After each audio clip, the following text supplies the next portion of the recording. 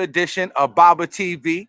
Every time fire, it's my absolute. I'm gonna move quick on this because Brother Sankofa has a very important message to bring to us today. Welcome to another edition of Baba TV. Every time fire, it's my absolute privilege to bring back another one of the founding fathers on Baba TV. You can go to the playlist and see that he's has the second largest playlist videos on Baba TV, and that's because this brother is the one of the founding fathers. Been on my channel from the inception, and once again, it wouldn't be no damn Baba TV if it wasn't for my big brother Sankofa. And with that being said, brother Sankofa, how you doing, brother? How you doing? How you doing?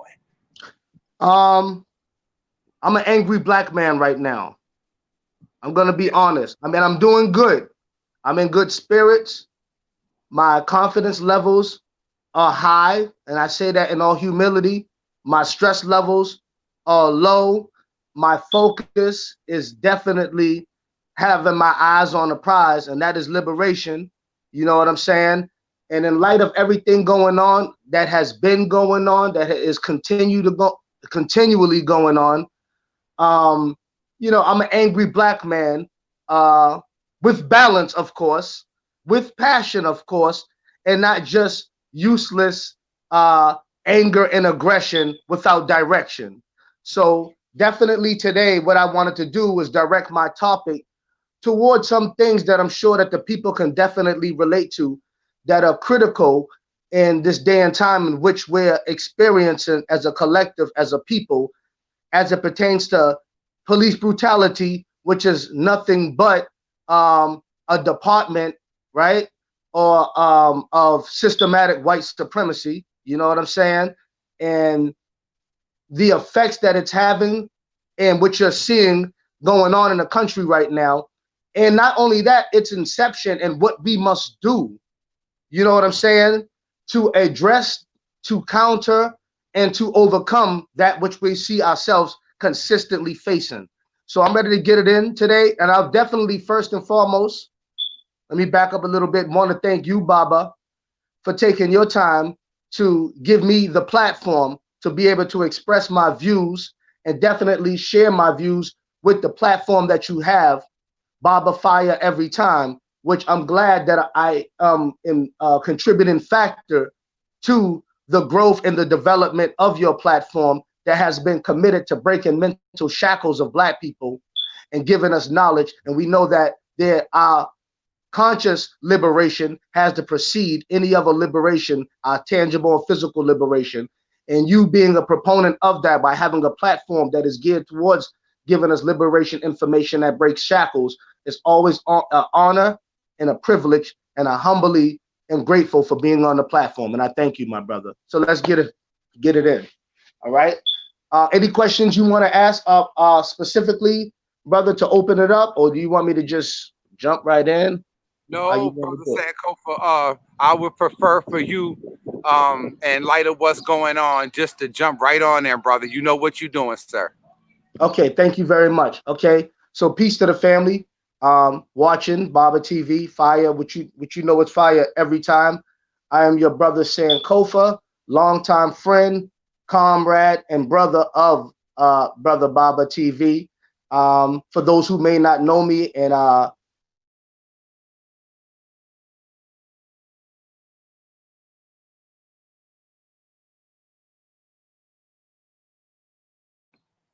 You sticking a little bit, brother.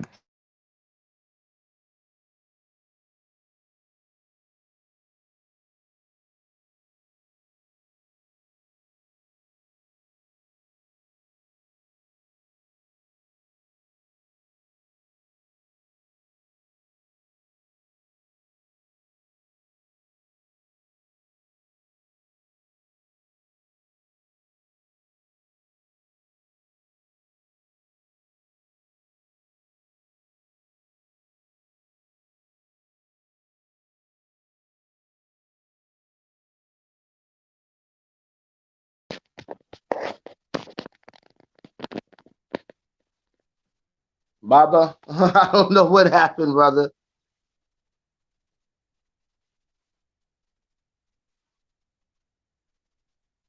brother. Yo, yo, Baba. So I'm not sure if you can see or hear me. Um, Yes, sir. Yes, sir. I can okay, hear I don't and know. see you. I Good. don't know. Well, I don't know what happened. It cut off. Well, you Um, know, they don't want this message to go out. You know how I go. Keep it. We gonna keep it moving though. okay. You loud and I- clear, brother.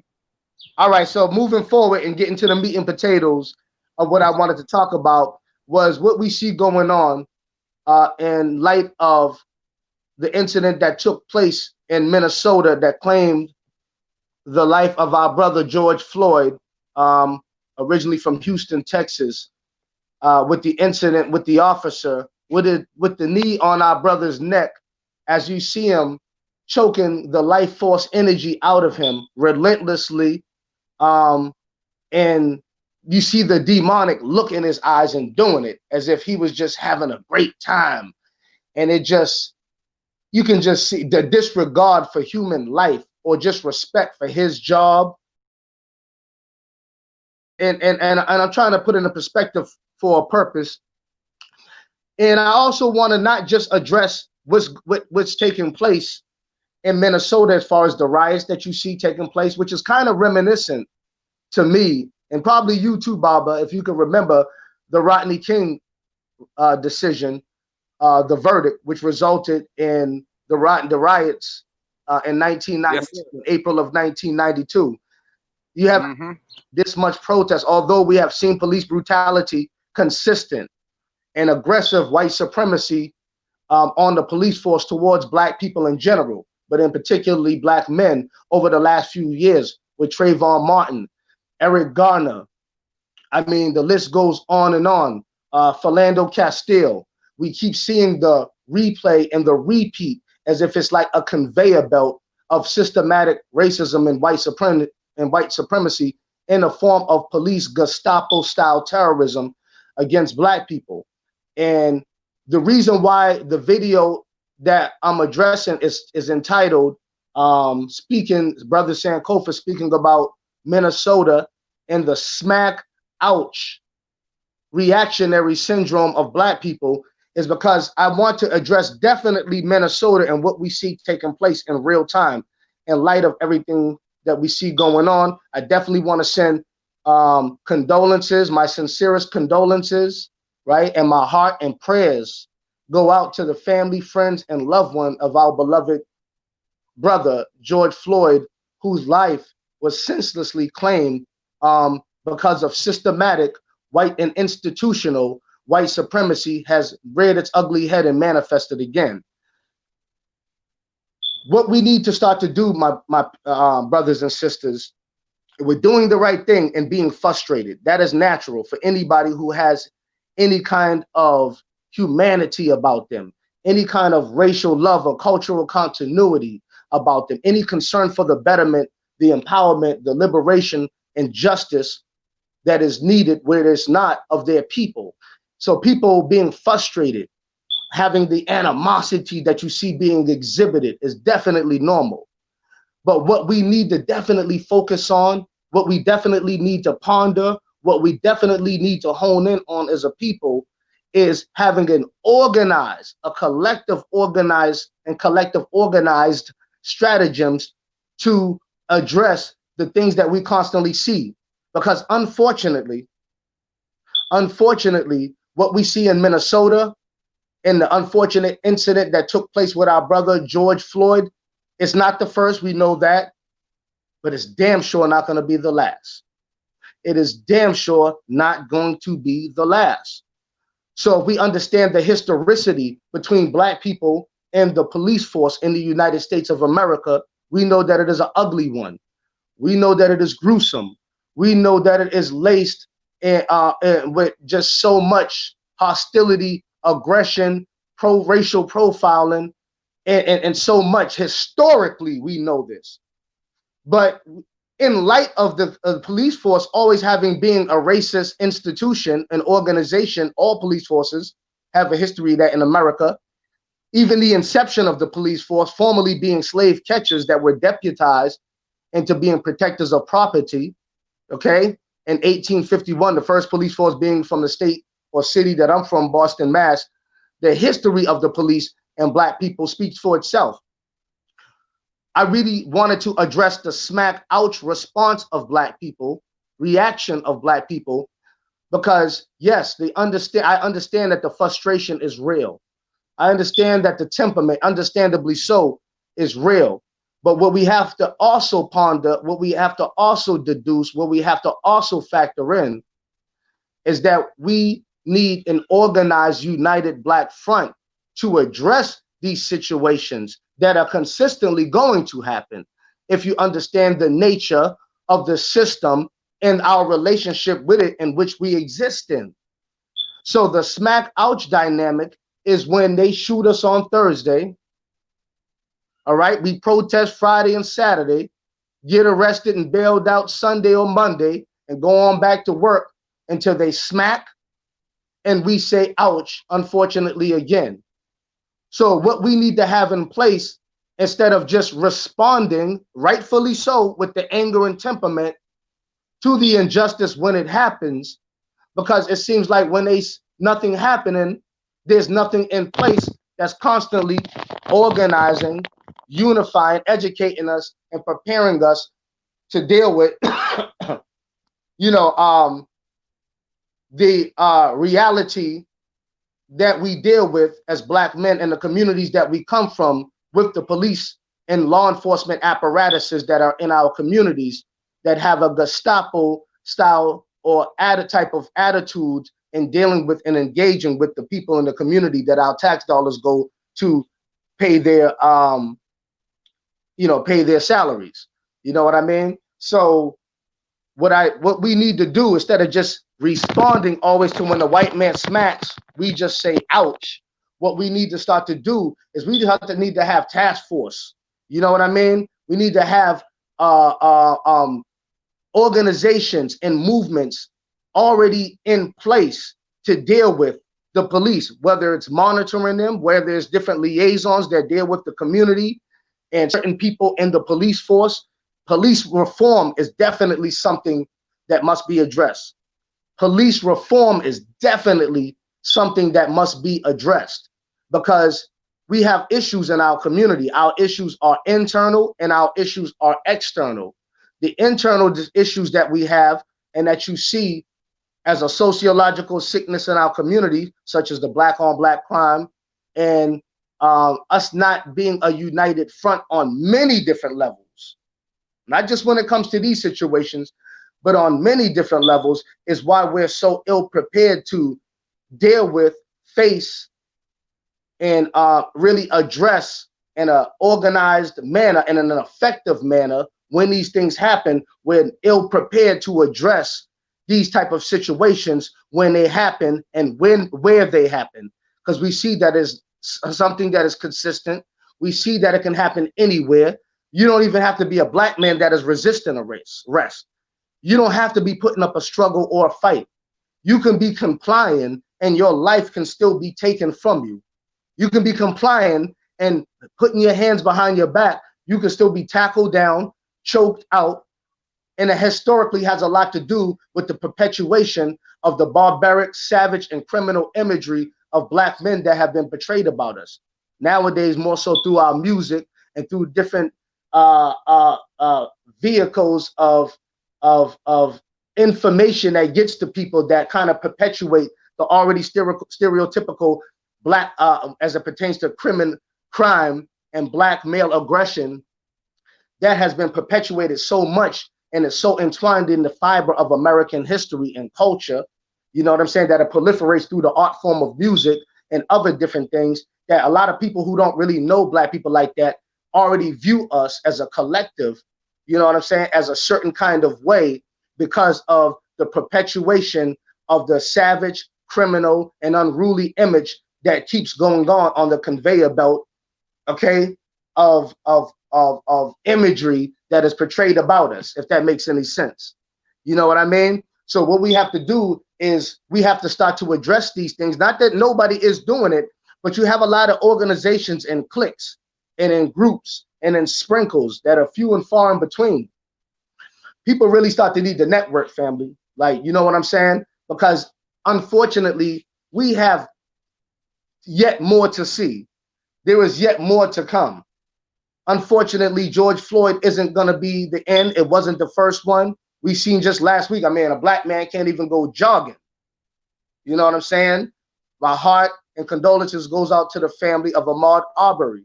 You know what I mean? We see that systemic racism, institutional racism, is entwined into the social fiber of America. You know what I mean? So we must address our opposition not always through reactionary causes, but through revolutionary causes. Now, it wouldn't be wise, or it wouldn't even have enough time to explain every detail upon how in which we should address these things. But these are the type of things, just to spark the conversation, that we need to really sit down, talk about, organize, and create stratagems, blueprints for responding to, and strategies to respond to that which we inevitably are facing, which is police brutality, which is institutional white supremacy, active, you know what I'm saying, the foot soldiers of that and gatekeepers of that. And we also have to understand that our defenses is down as a people. You know, unfortunately, and I'm gonna put this in perspective, and a lot of us, we don't address the other issues in our communities the same way that we address, and we should be passionate in addressing when these pigs are killing us and gunning us down, because that is an act of war. That is an act of war. And we definitely have to address and turn up in our aggression, organizing attempts to address those things. But we also cannot forget and leave off the table of discussion and what we must talk about in organizing and preparing ourselves as a community, our internal issues, to be able to properly and effectively address our external issues that we have collectively as a people, is the crime dynamic and the fratricidal homicide that you see being committed against ourselves, by ourselves, in our communities as well. And why that is paramount, and why that is incumbent upon us being able to effectively address the external issues by first and also considering our internal issues. The same day, or was it the day of, or before, our beloved brother George Floyd met his unfortunate transition by way of a Gestapo white supremacist police activity, right, in Chicago, right? We had 36 shootings, right, and 9 homicides that same or the day before, around close proximity of the same time. There wasn't an outrage, or there wasn't at least as equal outrage in magnitude. And I understand that when somebody is getting killed and we're slaughtering each other, I understand the systematic dynamics that created the traditions and the conditions that perpetuate the social ills that you see affecting us in our communities. I'm not sleeping on that. There is a level of accountability nonetheless that we must have, because like the saying goes, even in those who believe in the good book, a house divided against itself cannot stand. A house divided against itself cannot stand. An old African proverb says this: it takes a village.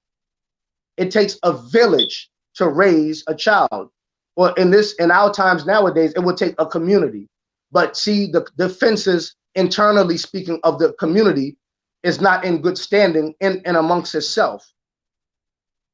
The standing of the community or the neighborhoods in which we live in and amongst each other is not in good standing, or is not healthy, is in need of healing in and amongst itself. Because of that, we don't have the internal structure, the principled unity, the organized united fronts with a blueprint and objective to face oppositions on different levels that we are facing them. We don't have those kind of foundations and structures the way we need them to face the external issue, oppositions, right, and elements that are responsible for creating the conditions that affect us internally. A house divided against itself cannot stand. So we must deal with and heal and address that which is going on in and amongst ourselves in our community, to properly organize and build and create a defense and defenses amongst ourselves that are properly prepared, educated enough, and organized enough to be able to properly address and deal with and combat the opposition on many levels, in this case, police brutality and police terrorism against Black people. There's so many different things that we need to address, opposed to a lot of people taking, it is crazy because I'm not in New York no more, Baba, right? So I'm living in North Carolina, just to update those who may not be privy to the fact that Sankofa, because a lot of people haven't seen me in a hot second. It feels good to be back once again. You know what I'm saying? So I'm down here in Raleigh, and Raleigh is a city that definitely responded to the events that you see going on last night, and it made a lot of news. There was people that was going down to the protests and advocate police brutality and white supremacy in the form of police brutality and advocate for justice. You know what I mean? Because it's not just this incident, it's these incidences, and it is the policies that we need to address, and which are institutional in the police forces, that people want to speak up and voice their concerns about. So there were rallies out here. My lady had actually went downtown Raleigh, and mayhem had took place. It seems like some people just incite some things purposely. We'll go into that.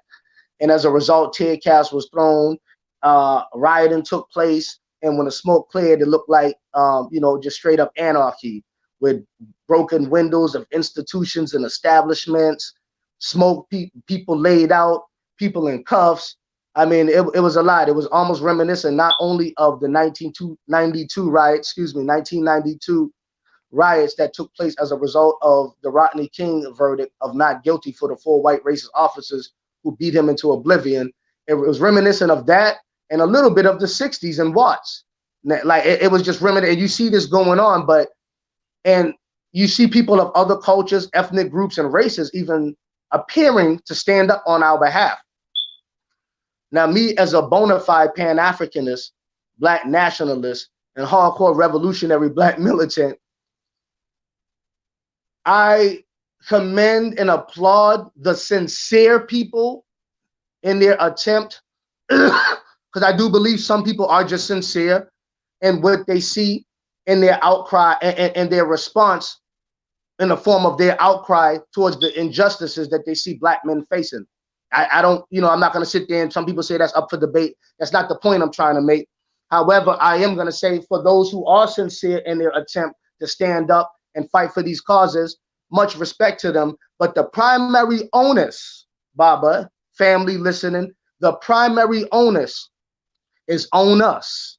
That's right. I'm going to say it again. The primary onus and responsibility is on us. A lot of people, and the reason why I say that, because a lot of people will see other people, and sometimes more than our own people, seeming to be more turned up and radical and responsive to the events that they seen taking place in Minnesota, than we are sometimes. And a lot of times people will get complacent and start to have that integrationalist, hopeful type of expectation attitude, and kind of forget about the type of stance we need to have, why we need to have it. Our defense has got to be up. A lot of people who are engaged in a lot of these in these events, for those who are starting riots, because there was a lot of times with people going to peaceful protests, passionate protests, peaceful, but rightfully so passionate protests. And then there are people who are like plants, who are down there, who are just breaking windows and setting fires. And if we pay attention to contemporary history, we know about Antifa. I'm sure you're familiar with and heard about Antifa, right, Baba? Yeah, Antifa, which is a left-wing militant, so-called radical organization that is anti-fascist, and considering the American capitalist regime a fascist machine. These people organize, supposedly this is what they say, organize radically against them. And they incited, if I could, they incited a lot of this. And then that's what I'm talking about. The unfortunate thing is then the media wants to make Black people bear the brunt of a lot of this, when your own people incited a lot of this shit. And that's the thing. And that's that white privilege dynamic again. that a lot of them, because people are coming down with legitimate concerns for justice and long overdue and unheard voices of victims of injustice who are going to voice their concerns in an organized and orderly manner, have white organizations of so-called militants and radicals who you only see pop up when something is inciting. I don't know of any organization that they have in place or campaigns or movement or community task force that I know of, once again, that is in place on their behalf, that organizes and strategizes and prepared people to deal with these things beforehand. So instead of saying smack, ouch, instead of the smack connecting, we can at least duck or bob and weave or see it coming before it happens and be able to duck from or block it or be able to respond equally with a counter smack. These are the type of things we need instead of just a smack ouch. But it's funny because a lot of these people from Antifa, and I'm sure different plants, organizations, or so-called radical movements who show up on the heels of things that take place predominantly, it seems like, with African-American situations, and particularly with the Gestapo-style police terrorism you see us dealing with. You tend to see a lot of them showing up, breaking windows, destroying property, and then we bear the brunt of the social condemnation, not only from the city, local, and state apparatuses, but from our own community, and accused of looting and destroying our own community. That in some cases we don't, because we have some crazy Negroes where I'm at in Raleigh North, the hood part, that because the people were radical, becoming radical and organizing downtown Raleigh for a cause that was definitely critical and pertinent. You had some niggas not too far from there busting windows, breaking into black-owned establishments, or establishments where a lot of black people at least mostly work at and contribute to, and stealing weaves and fake Jordans and all kind of nonsense in their own community. You know what I'm saying? Which is not an asset to any kind of noise that we're trying to make or campaign for justice that or voice that we're trying to use to be heard to invoke inspiration that causes change. That is just some reactionary, Pookie type nigga shit. You know what I'm saying? And a lot of that is going on because the people are using that as an opportunity. We understand that to break into something they always probably wanted to break into anyway. Some people, that element does exist in the community, but for the most part, people are not just burning down businesses in their communities. Some people are, and I'm not saying they should do it, because of intergenerational frustration of dealing with what we see us dealing with in real times, continually and consistently. People are frustrated and they're reacting in a frustrated type of way. And as a result, establishments and stuff like that are being burned down. But it's not like people are just burning down their establishments. They're burning down establishments because where we live is not just in a residency area. We live in a market. And a market in which we live in is part commerce and trade and businesses and establishments that a lot of us don't own and don't even hire you. And a lot of them don't even respect you when you come in and patronize their establishments. So a lot of the frustration and things and institutions you see being burned down is in cases as a result of, people responding to frustration of discrimination, oppression, and disrespect for black people in general, not just by white supremacist cops, but by a lot of different people, even like, different ethnic groups that come over here to America and have institutions, stores, and businesses in our community, such as some Koreans, some Mexicans, and some other type of people. So, but what we have to do, like I said, the pain and the frustration is real, and it's understandably real, right? People are going to understand the frustration unless they just don't have a soul and they're not in tune with being sensitive and empathetic towards the suffering of the fellow human, especially if it's their own people. But what we have to start to do is really understand what we're facing, why we're facing it, and not only that, start to employ some of the tactics and some of the ideology that many of our leaders that came before us, some long before us, have given us, and even forewarned us about the things in which we would be facing here in America as citizens here. Marcus Garvey. Am I saying go back to 1920s and try to do exactly what Marcus Garvey did? No.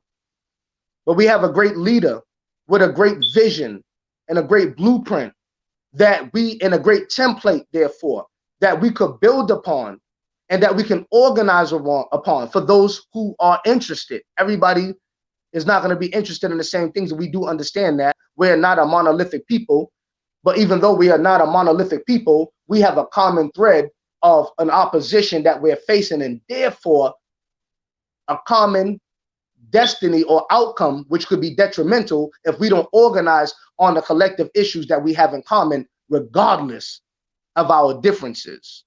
We got to stop just having the smack ouch responses and start to have the organized revolutionary blueprints intact to properly deal with the external issues that we have, so we can and start to properly organize internally with the issues that we don't have. Like, there's a scripture that says, money maketh merry, but money answereth all things. Why? I mean, wine maketh merry, but money answereth all things. It's one of the proverbial scriptures in the books of wisdom, in the scriptures for those who believe in it. Now, I'm not saying it's true because it's in the Bible. So for all those who believe in the book, much respect to y'all, whatever, what have you.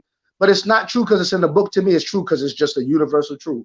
Wine maketh merry, but money answereth all things.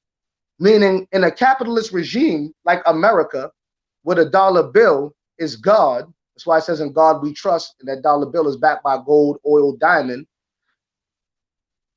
And black people, according to the World Bank Atlas, have a $1 trillion a year spending power. If we have principled unity, if we understand the functional definition of politics and nationalism and organizing, right, we could tangibly affect the capitalist regime in which we are unfortunately married to as a people, as being citizens here that are fighting for justice. Our dollar bill, in other words, what I'm trying to say, is what we could weaponize and organize around, being that we have a $1 trillion a year spending power, according to the World Bank Atlas, just African Americans here in America. What does that mean? What that means is boycotting, not just responding or rioting, but boycotting as an organized attempt and response to certain things, right?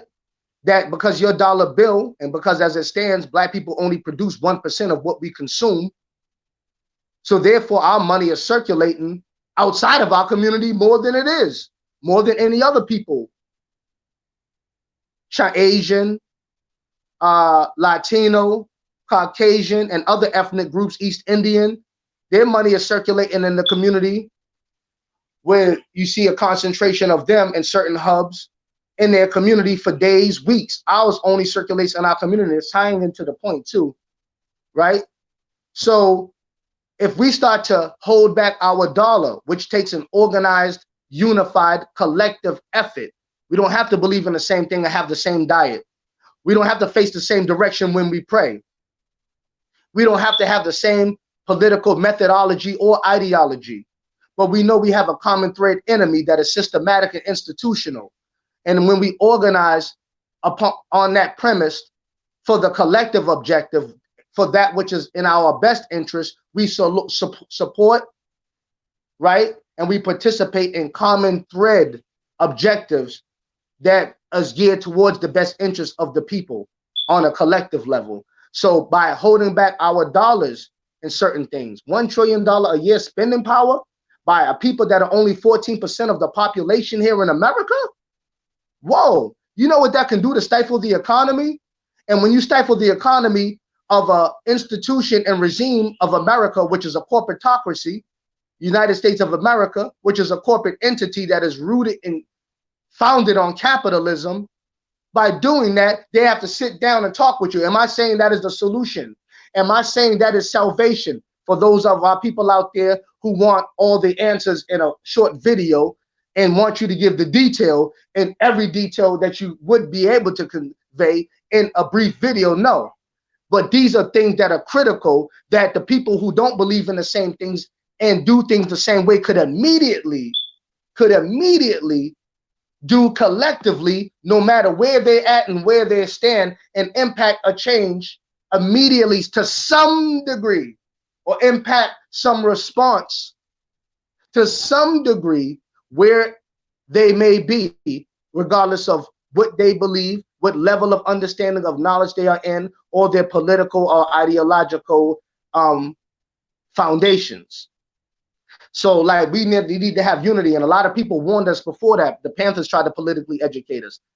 There was a time when the Panthers was even trying to get black people to secede from the Union in the United Nations. You know what I'm saying? So many approaches and attempts have been made. Many books and narratives have been written and analyzed and scrutinized, and blueprints have been given. The Blueprint for Black Power by Dr. Amos Wilson. You've heard me mention that in videos in the past. Powerful books. Powernomics, okay? Claude Anderson, Think and Grow Rich, A Black Choice, Michael Kimbrough. There's so many different books that deal with empowerment, that it's good that we know history, and that because for psychological purposes, that we come from greatness and we can reproduce and recycle and reinstitute that greatness. But what we don't want to do is get stuck in archaic history that which becomes romantic and reactionary revolution at some point, because we have his insecurities about the historicity that has been written out of any respectable commentary about us. So therefore we stay stuck in the past. There is a time when we got to organize on a united front collectively. That's why I say nationalism is the key, because regardless of land, label, politics, your belief or concept or preferences in different things, we organize on common thread objectives. We'll work out our own internal issues afterwards, because a house divided against itself cannot stand. And I cannot stand niggas who come with that divisiveness in a house that's already divided, instead of trying to build upon the common thread collective upon which we have, and the thing in which we can bring us together all is nationalism. When I say nationalism, I don't mean arguing about whether we're Moors or Hebrews. What I mean by nationalism, as a people with a common language, demograph, mores, lifestyles, in the same community, regardless of what they identify with, facing a collective opposition that exists inevitably against them, in a way that is organized, and regardless that what they individually or as groups or as communities believe in is geared towards the collective improvement and betterment for them as a people. That's what I mean by nationalism. I don't mean us all agreeing on one term and one title and one name and us mobilizing forward once we get that established, because we don't have time for that. But we can still win in the last quarter if we employ something that is, regardless of what it is, that our methodology, our ideology, our philosophy, or what have you, you know what I'm saying, our theology, that we understand that America is the machine and the conveyor belt of death and destruction, and the demise of Black people is real. Once we organize based on that, and that organizing our dollars, our voice, block voting, group economics, we need to become a militant people. What I mean by we need to become militant, and I don't mean that sensationalized militant that you may see in a damn documentary, or that a passionate speech that you may have seen on YouTube. Black power, all power to the people. You know what I'm saying? Freedom of death, off the pig. Yes, I love it. I respect, I appreciate. I am a product ideologically. I'm an ideological son of those ideologies, of the philosophies and opinions of Garvey, of Carlos Cook, right? In the Buy Black movement, in the Black Pioneer movement, okay? Of, you know what I'm saying, the Black Panther Party, of Dr. Khalid Abdul Muhammad, of so many different schools of thought that deals with the blueprint for the liberation of us as a people, because our people who wrote these books, our people who started organizations, our people who left templates, our people who drew the blueprints for what we needed to do, going back to Carter G. Woodson in 1926 with the miseducation of the Negro, letting us know what we ought to do and the detriment that we would face by not applying the template and taking it to another level intergenerationally. Now, we know we have attempted to do that, and that's been intercepted and infiltrated. COINTELPRO, the rise, the stop of the rise of a Black Messiah. See, your enemy and your opposition, and this is historically, this isn't conspiracy theory. This isn't conspiracy theory. And then I wanted to address conspiracy theory sidebar right quick. The word conspiracy only comes from the word conspire. It only comes from the word conspire. The word conspire means to basically deal with deception, with stealth, underhandedly, behind the scenes, with machination, meaning you're scheming. So if anybody is familiar with the historicity of the United States government, especially as it relates with COINTELPRO and Black people and organizations in their attempt and pursuits for liberation, then you would know that this country has definitely conspired, have used machinations, deception, infiltration, has ostracized, have lied. That's why we have so many political prisoners and we have so many dead or assassinated leaders. So does that mean I'm going to wear a conspiracy, crackpot theories and ideas on my sleeve and speak about that all day and distract myself from real tangible things that I need to focus on? It damn sure doesn't mean that. But what it does mean is that I got to keep my defense mechanism up and my focus dynamic in place, which means the distrust that is legitimate as a intelligent skeptic, not just a conspiracy theory, but an intelligent skeptic towards this system in which my ancestors were products of, and which I was born into. So we were born already into a fight, whether we're in it or not. The fight and the opposition is against us. It is institutional,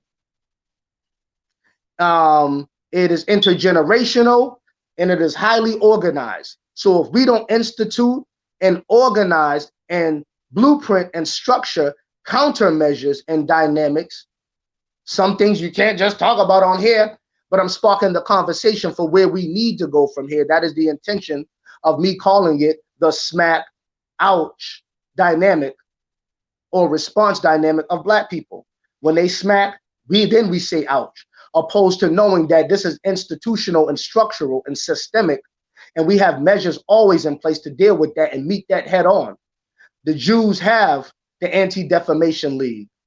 You know what I'm saying? Different organizations and different ethnicities, rightfully so, established different organizations that was geared towards addressing the socio-political issues of that time that their people were facing.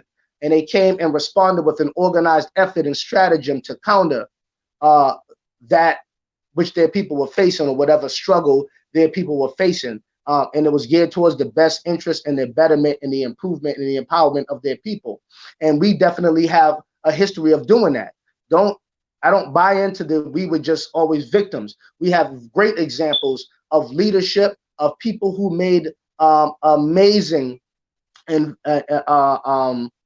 attempts and strides and showed great audacity in the face of oppression and left templates and blueprints of what we ought to do. Even for some of the proto-nationalists that we need to start looking up and researching, not to employ their stratagem from back then, but to inspire us and to use as a template to evolve, to grow, and to build upon. The David Walker appeal. The David Walker appeal from the 1800s.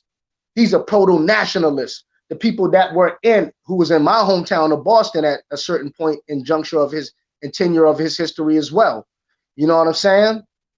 So the David Walker appeal, Martin Delaney, you know what I'm saying? Look at the works and study the writings and the historicity of Martin Delaney and the message and the blueprint of people like Martin Delaney, people who preceded Garvey, right here, your history right here in America as a struggling class facing the opposition in the form of law enforcement, organized, structured institutions that was geared towards maintaining and systematically being gatekeepers of your oppression and ultimate demise.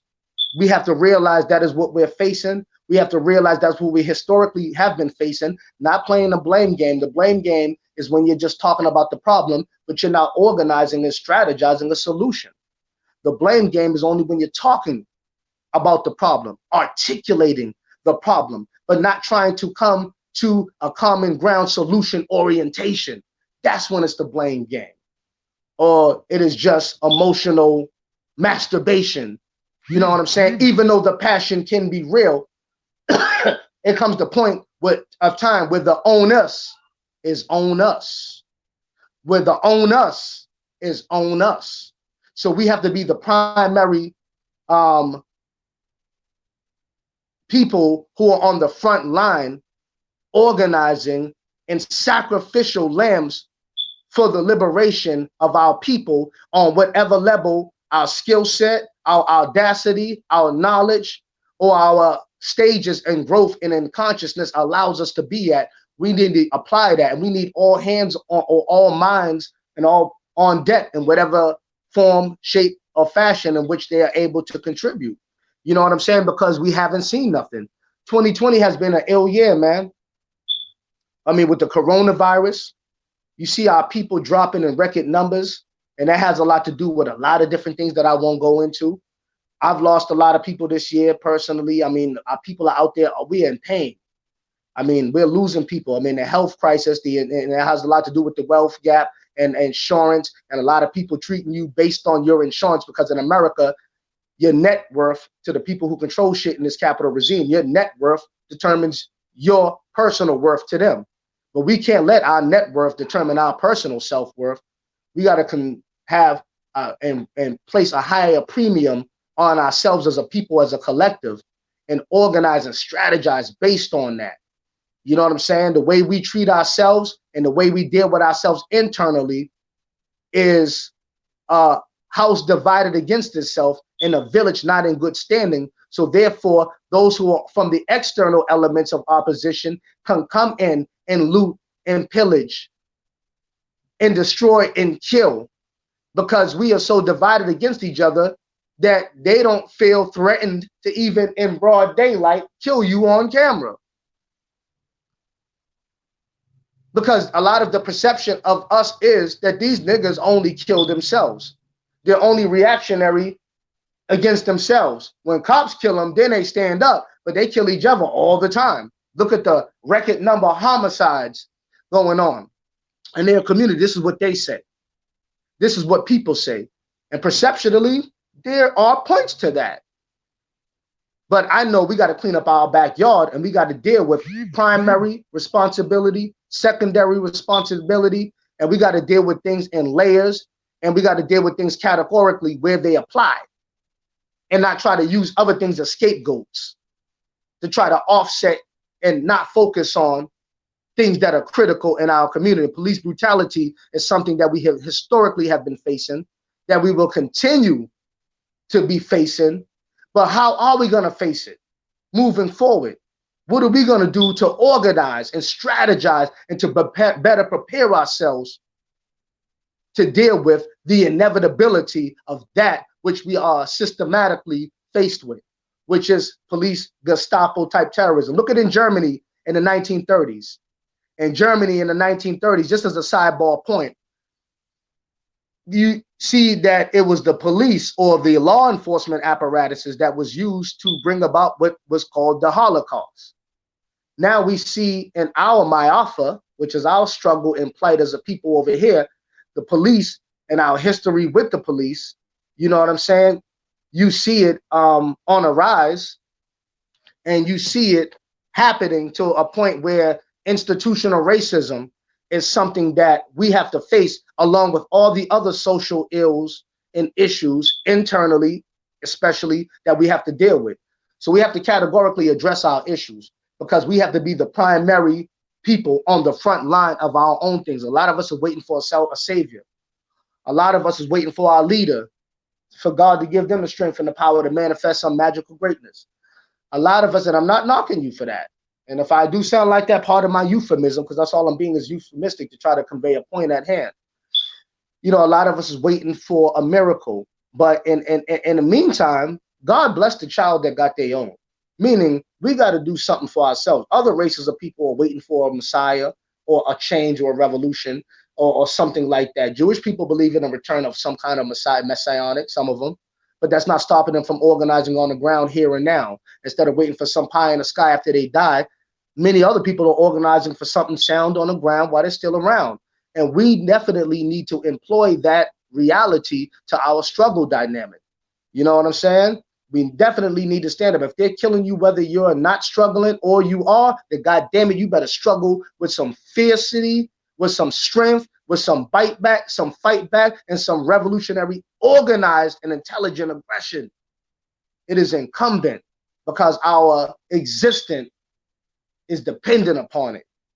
You know what I'm saying? The smack ouch dynamic has to be something we do get past, even though I understand why we are where we're at in the struggle and in our stages of how we respond. I am not ignorant to that. This is a book right here I've been reading. It's called Two Nations, Black, White, Separate, and Unequal. You can tell I be studying, boy. I got all my notes, papers underlined, highlighted, you know. Two Nations. It's a New York Times bestseller. Black, white, separate, hostile, and unequal. And it basically talks about how the Kerner Commission, all right, which is a think tank that basically studies the consensus on socio-political dynamics of things and give people raw numbers and you know, as it pertains to just different general consensuses of people. And they have determined that from the 1960s, during the time of the civil rights movements and the Black Power movements, and a lot of, I mean, you know, there was a lot going to poor people's campaign, or you know, the fight against Vietnam War, communism, a lot going on. That from that time to now, even though there's been a lot of Black progression, what I mean by progression, individuals, not as a collective group, more Black millionaires, educators, Blacks in military, Blacks in political positions, in law enforcement, and you know, so as a collective, you know, it hasn't been a group thing or a block thing, but as individuals, Black people have progressed more. So even with the progression of Black people, this book right here statistically breaks down, I'm saying through a general consensus, how America is still more divided, racially separate, and hostile, just as it was, if not more, than it was in the 1960s. The reason I say that is not to have the boogeyman context. We's oppressed. I mean, we already know we oppressed. I'm not trying to preach to the choir and tell you what a lot of us already know, or recycle some passionate militant response to what we see going on.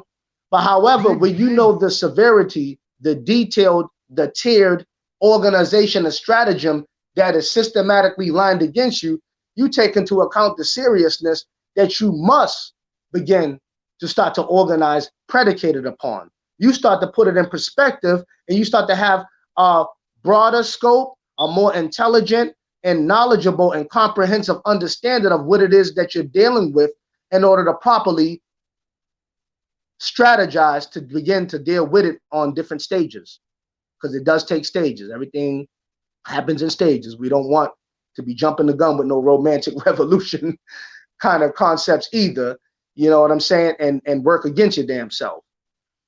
So there's just so much that we got to just deal with about organizing around our money, around, you know, pondering not just being reactionary, but being proactionary, not just being reactionary, but being proactionary. So being reactionary is smack ouch. The white man, the police, the system, the pig smack you today. You say ouch tomorrow. You respond Monday and Tuesday, and you're going back to work Wednesday until they smack you and you say ouch, and the conveyor belt of the smack ouch dynamic perpetuates and continues. Opposed to organizing and revolutionizing, so you are countering a system and systematic issues that create these traditions and conditions and race soldiers of police who are continually committing the crimes that they're committing, which are acts of war against our people. These are things that we do know. It's not that deep. But it is the deep and profound part of the fact is that how our people tarry and stagnate and procrastinate in their own pursuits of justice and equality on a critical level. Not everybody, but enough of us are. A lot of us are waking up though. And we're living in a time where they're going to keep giving us our wake up calls. We're living in a time where they're going to keep forcing us to organize. We're living in times in which the pressure that is put on us is going to force us to become greater versions of ourselves as far as becoming more educated, organized, and building more resiliency against that which we are facing inevitably. And it has to come to that. I love my people more than a lot of them hate themselves. You know what I'm saying? I'm not perfect, but flaws and all, I say I'm a revolutionary. And what I mean by that is not the romantic hallmark concept of revolutionary. What Brother Sankofa means by when I say revolutionary is means that flaws and all, I am about complete constructive change. Pardon self. That means I'm about, even though I make mistakes, I learn from those.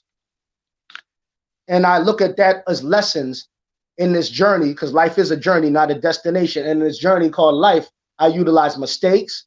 I utilize good, bad, ugly concepts, ideas, real-time reality that I'm dealing with to try to use to structure and organize my next best move based upon. You see what I'm saying? Like the name Sankofa itself means. It means to look back and to fetch, to go back and to fetch it, right? So when you go back and fetch it, when you're looking back, let's say looking back represents you considering different things that took place in the past, your personal experiences, or the collective experiences of your people, or the community or culture you come from. You learn from the mistakes, you learn from the experiences that you are a product of, that your ancestors went through and sacrificed their lives to, right? And then you look back and then you fetch it. You look back, considering all the mistakes, flaws, and that which you have faced, and you organize moving forward based on the experiences that you have. We have to start paying attention to our relationship in this system and the dynamics of our relationships with this system, and kind of organize, counter-organize, and strategize based on that. I can't emphasize organized enough, because an organized effort against you is definite. It is real, and we are products of it. We're not only affected by it, we are infected by it. Like my man New World Warrior would say, we are not only affected, we are infected as a people. And because of that, the smack ouch dynamic is passionate and understanding that, and understandably so, the anger that I understand about it is cool. We can't stop there. We can't just be caught up in sensationalism. We need some damn revolution. And what I say once again is I mean practical, tangible, hands-on, play your position, having a code as a people type of response to these things that are I only see getting worse. I only see getting worse as we move forward and mobilize towards the future. You know what I'm saying? I only see these things getting worse. And the impact that it has on us is predicated on the nature of how we organize and respond with collectively as a people to these institutional realities that we're inevitably facing. You know what I'm saying? So that's definitely what I wanted to share with the people. And I wanted to spark conversations more that we talk about that. We're living in some ill and interesting times, man. However, nonetheless, it's a beautiful time to be here as a strong Black man who has weathered many storms and have seen so much and have lived through so much, to still be here above ground, seeing what I'm seeing, experiencing what I'm experiencing. It only gives credence, right, to that which I have always stood upon my whole life, which is that we need a united Black front. Yes, I respect teachers of many different schools of thought, but God damn it, we need more revolutionaries. We need less reactionaryism, and we need more structured, organized revolution. Like I said, revolution Doesn't just mean the hallmark black power, pump your fist dashiki, burn some sage or incense type of response. But revolution means those who are consistently organizing and strategizing above, below ground, behind the scenes, at the scenes, using their art, using fashion, using their voice, using whatever vehicle, right, that they have to try to inspire, to educate, and to uplift the people. So when we collectively contribute to doing that and organize, and we have a code as a people, our defenses won't just be down. We won't just be that collective house divided against themselves that have a weak defense mechanism or a calculated reactionary defensive mechanism that people are already familiar with, that is not impacting the change that we definitely need. So we have to all become committed to being spokes in the wheel of the change that we need, that we see, that we need to bring into fruition. You see what I'm saying? And our future and our existence is predicated on that, regardless of what our ideological views or differences are. You know what I'm saying? Beautiful. Beautiful. This is an actual fact. You know what I'm saying? We got to get right.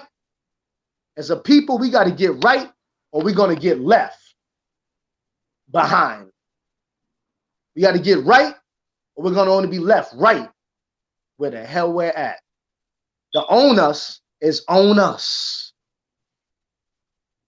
So information, exchanging info and building is powerful. Each one teach one, definitely, all that.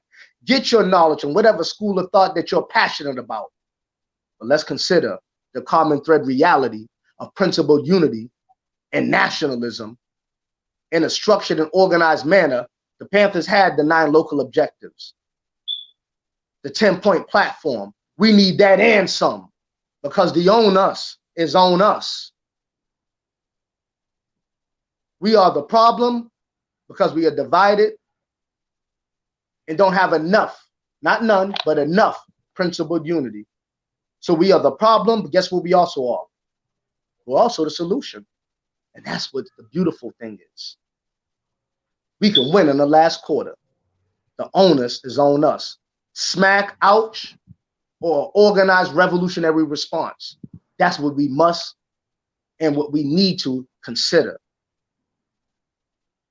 My battery's getting low, Brother Baba, so I'm not going to be too much long, but I had to deliver it strong. I love the people.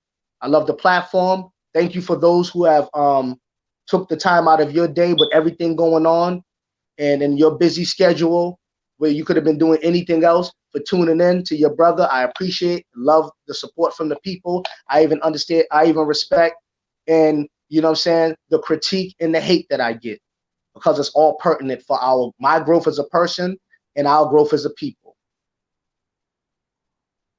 The own us is on us. I want to say peace, love, and light, black power. All right? And aspire to acquire what you desire before you aspire. Aspire to acquire all that you would desire before you expire. It is about the here and now. We need some sound on the ground while we're still around. All right? So love ourselves more than we hate ourselves, and let's organize and predicate it against our collective opposition, irregardless of our ideological differences. All right? That's what I wanted to drop to the people. I love y'all. Peace and black power. And I'll be on Baba TV very soon. And I'm open for dialogue on this conversation. All right? But I want to leave the family with that. My battery's definitely getting low. And I love y'all. I love you, Baba. Much love, respect, peace, and light to the family. And let's do it again. All right? Peace, love, and light. Black power. Yo, I love you, Brother Sankofa. Thank you for giving me your time, King. And this is a very busy brother, and I'm just so thankful that he chose to get on Baba TV. Brother Sankofa is one of those brothers that doesn't like, is not an attention whore or a social media junkie. So if he doesn't have, he tells me all the time, if he doesn't have anything important to give to the people, he just doesn't bother. And I appreciate him so very much for helping me along with my channel. Boston, shout out to you for taking the time always to take me to his hometown and introduce me to, shout out to Mrs. Sankofa, his mother, and his younger brother.